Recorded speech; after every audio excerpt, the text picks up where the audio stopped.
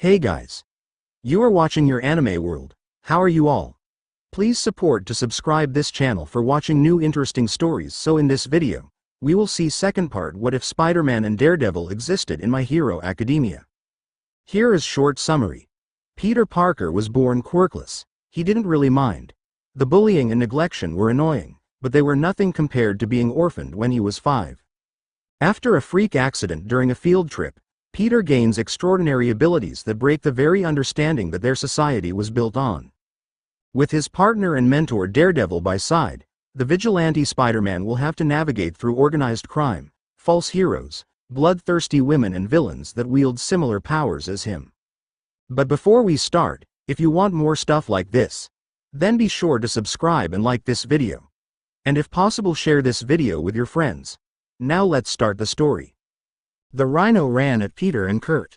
Peter grabbed Kurt by the collar of his lab coat and pulled him out of the way. The villain shattered one of the tables, sending debris and sheets of paper across the room. Peter and Kurt looked at the villain from their crouched position. While Kurt was freaking out about Rhino destroying his work, Peter was wondering why the hell a man in a stupidly expensive Rhino costume was wrecking up his new place of work. The Rhino looked around the lab frantically as if looking for something, completely ignoring the two civilians on the ground. What did the boss say to take again? Doesn't matter. As long as I crush the bug, I don't care. Rhino grabbed a bunch of random equipment before running out of the building. Kurt turned to face Peter to ask if he was all right, only to realize that the kid had disappeared.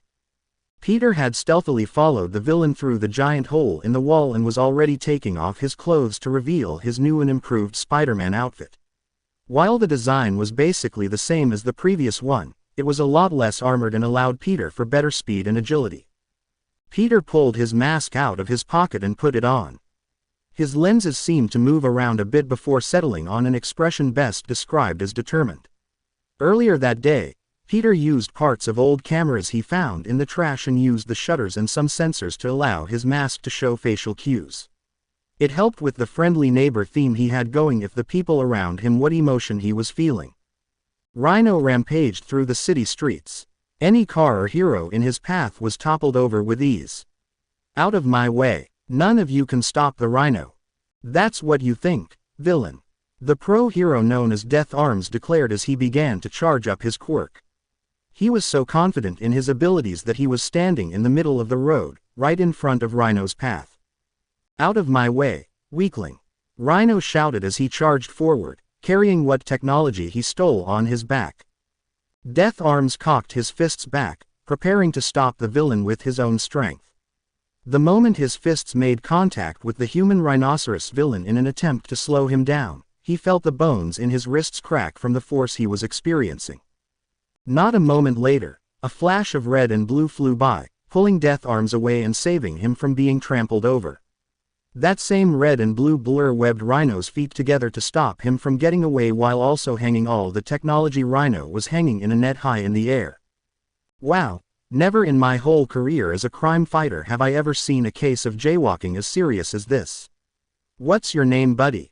Spider-Man was crouched on the top of a lamp post while Death Arms was safely tied up against a nearby building. You, Rhino shouted after seeing his enemy. You, that's a weird name. Well, I'm just your friendly neighborhood Spider-Man. Wanna tell me something about yourself, you? Rhino quickly tore the webbing that was binding his feet and charged at the vigilante. Spider-Man jumped of the lamp right as Rhino spammed into it, bending the metal with his horn. Spider-Man began spraying the Rhino with large amounts of webbing in hopes of restraining him.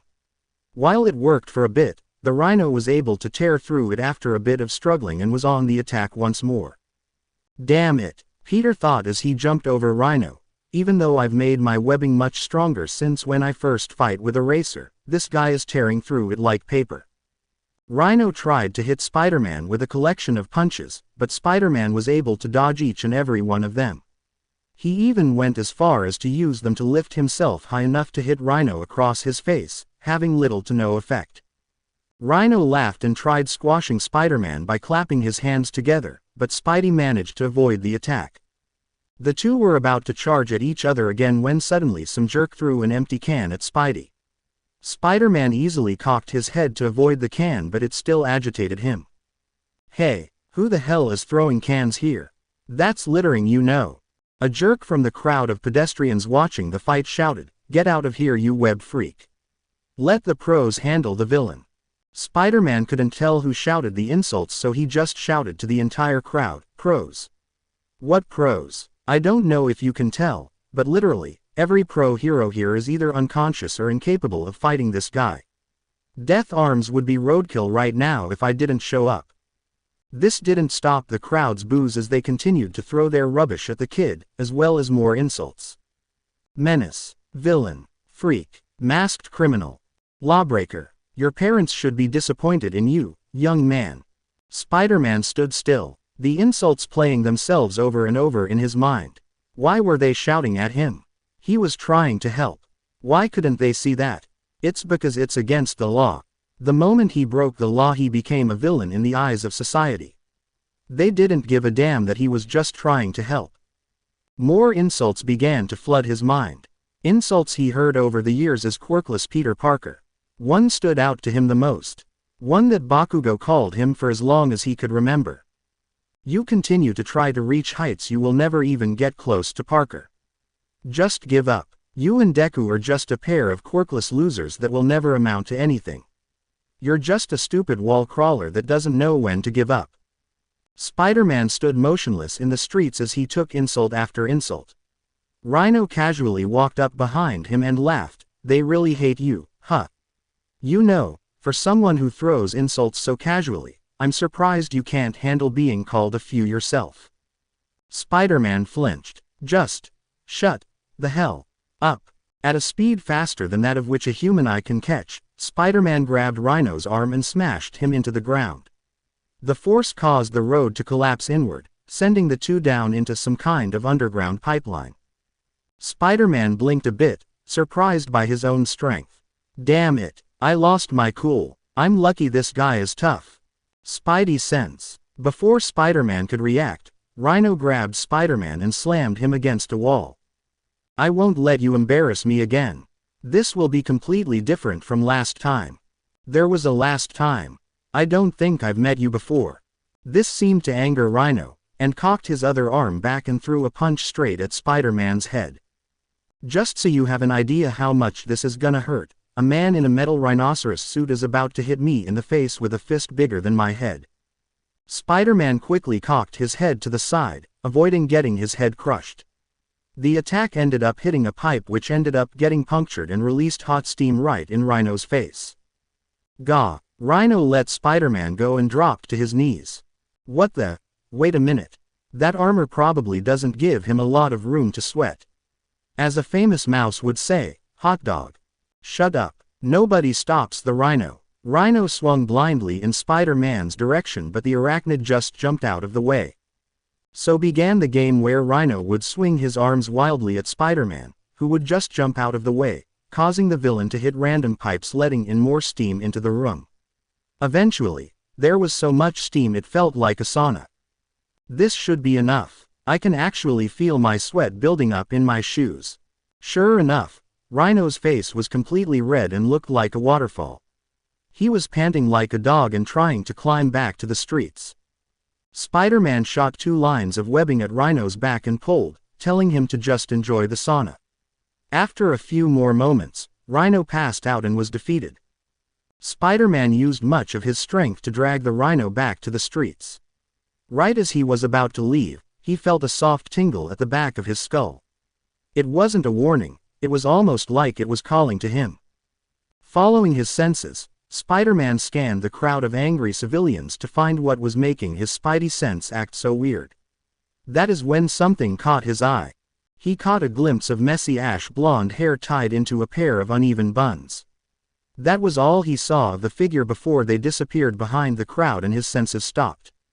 That was weird, and definitely not foreboding in any way, shape or form. That night, while Peter rested, another vigilante was hard at work. "Please, man, I swear on my life that I don't know anything," a thug cried, as he was being held in a chokehold on top of a tall rooftop, dangling over the edge while forced to stare into the blank eyes of the mask of the man holding him. Your life must be pretty worthless if it's this easy for you to lie. Daredevil stated, not showing the smallest bit of sympathy. After all, if the stories were true, why would a demon from hell show any remorse towards a mortal? Now, tell me everything about your boss. Tell me everything you know about the Vulture. You got info on the Vulture? Peter questioned Matt. The entire lawyer group was in the office, discussing vigilante business as usual. Matt smiled and adjusted his glasses as if to show off his intelligence. It isn't much, but I know the time and location of his next business deal, and we're going to pay a visit. Awesome, Foggy exclaimed. You'll get the buyers, sellers and the products all in one place. You'll definitely get these weapons off the streets by Sunday. Without warning, Karen slapped Foggy on the back of his head. This upset him and he turned to her and shouted, "Hey! What was that for?" Completely unfazed by Foggy's outburst, Karen answered, "You just jinxed it. Now because of you, something will most definitely go wrong." Matt cocked his head to the side and asked, "You believe in those superstitions? Do you want me to name all the times that Peter's knowledge of movie tropes saved your life?" From his chair that he was leaning back on, Peter answered, "Too many. They didn't even get on the boat before they ran into a problem.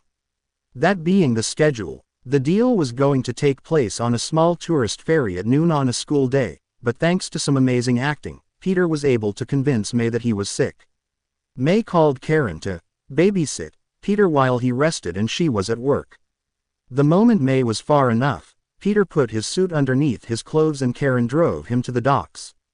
Matt was already there. The second problem was that since Matt's suit had so much armor, he couldn't exactly hide it underneath his own clothes. That's why it was decided that Matt would be a lookout while Peter dealt with the actual criminals. If things got too tense for comfort, Matt would come to assist him with a black scarf as a mask. Peter and Matt were currently on the boat, both sitting with the other passengers. While the tour guide explained what was going to happen, Peter and Matt were listening for a very specific sound. "You got him," Peter whispered to Matt, not even looking at him as to not arouse suspicion. Matt nodded. "Yeah, even without those fancy gauntlets of his, Shocker emits a very specific vibration." "How many?" "6 at the very least. Can't tell who's who though." "Good enough." Peter pulled out his phone and after some quick hacking, said, "The cameras have been shut off temporarily. I'll go and suit up. Be careful, kid." Spider-Man hid by clinging to the outside of the ship. Some seagulls flew over to him but he quickly shooed them away. Taking a quick peek, Spider-Man raised his head to the deck just high enough to see the deal taking place. Like a predator watching his prey, he immediately recognized 3 of them as Fisk's men as they had matching outfits. He also recognized one as Herman Schultz, aka the Shocker. Unfortunately, he couldn't tell which of the other 2 could be the Vulture as they both looked like your average goons. "You're sure that nobody will interrupt us?" The big man wouldn't want a repeat of the last time, one of Fisk's goons stated. Herman simply answered, "Don't worry, the boss also wasn't happy about what happened at the warehouse. That's why all the precautions have been taken. There are 0 heroes on this ship and we're outside both Spider-Man's and Daredevil's patrol times. They won't be interrupting us this time." "Good, now show us the goods," one of the goons demanded. Herman looked at one of his guys and motioned for him to get the gear. As the guy left, Spidey whispered to Matt, "One of the sellers just left to get the support gear. Can you track him?" From his passenger seat, Matt answered, "Yeah, he just went to the parking lot and is talking to a guy near the 3rd van from the entrance. That's probably where the weapons are." Spidey nodded and stated, "The cameras will be back up in about a minute. Think you can handle it?" Matt got up from his seat and answered, "Yeah, it shouldn't be much of a problem." Spider-Man crawled up closer, ready to pounce at his prey. The stars have aligned, which was rare for people like him and Matt. Using his own version of Matt's radar sense, Spidey tracked his blind mentor as he moved towards the van by using his Spidey sense combined with his hearing. Once he was close enough, no words needed to be uttered as Spider-Man launched himself several meters into the air and cried, "Hey guys. The illegal weapons ferry was at 10:30, you missed it." Meanwhile, with Daredevil, he walked through the parking lot silently, being sure to stay in the shadows. As he walked towards the van, he was sure to keep an ear on Peter. The young vigilante sounded like he was having fun. Daredevil knew he had no reason to worry as Peter could most definitely handle a few thugs. He had his own job to focus on. As Daredevil neared the van, he was able to hear two voices. He crouched behind a car and listened in on the two men by the van. One being the grunt he followed here, and the other having been here the time. The man's heart didn't sound very young. In his late 60s, early 70s perhaps. He also had a strong voice, with a slight squawk behind it, like he was talking through a beak. Daredevil also noticed how the other guy spoke to him with nothing but respect. The type of respect you would speak to authority with, or a superior. "Found you, Vulture." As the two discussed what weapons they needed to bring out for their buyers, an earpiece in Vulture's ear crackled with Shocker's voice, "Spider-Man's here." Vulture cursed out in anger and entered the back of the van, ignoring the questions of his employee. Daredevil knew he had to make a move now, especially since he could now hear the whirring of engines coming from the inside of the van. Spider-Man looked over the scene he made. All the thugs were already either unconscious or webbed up. As Spider-Man replaced the web cartridges in his web shooters, he was sure to destroy what little dignity the thugs had left.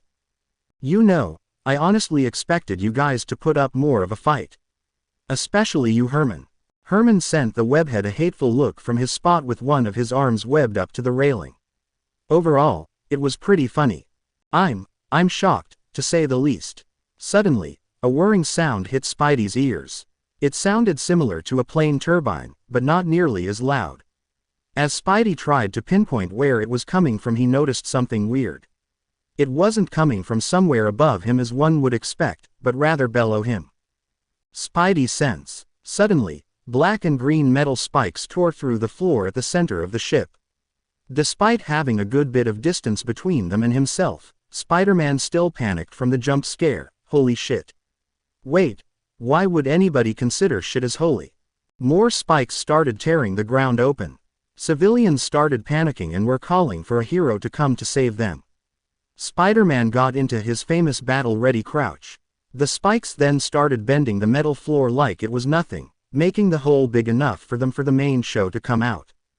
Imagine the Vulture as a sort of combination of Homecoming Vulture and Spectacular Spider-Man.